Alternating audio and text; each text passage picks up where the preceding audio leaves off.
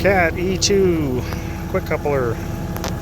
So we are going to come to the page screen here.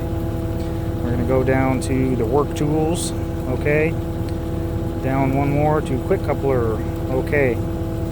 Once we hit this unlock wedge, we have 10 seconds to unlock the front and rear wedges and get the bucket off. We have 10 seconds.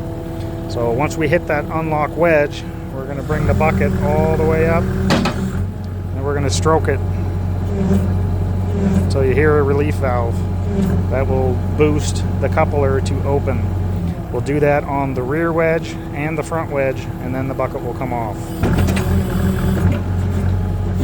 The front wedge is that red lever in the front there. So, unlock wedge. Bring the bucket up. Unlock front.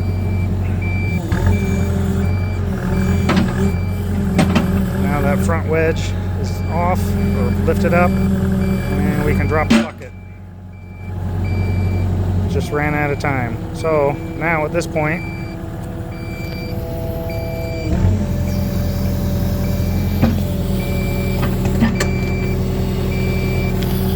that red wedge, the front wedge is down, but we don't need to unlock that to get the bucket on. It will just snap on the pin.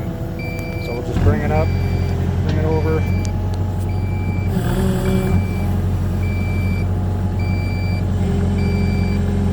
Push it down on the pin. You'll hear a click.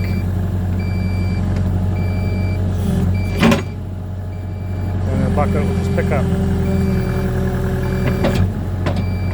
Now it's loose. We're going to want to put it down and engage the rear lock. So lock wedge.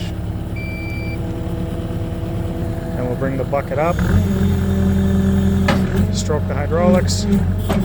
Test it. That's it.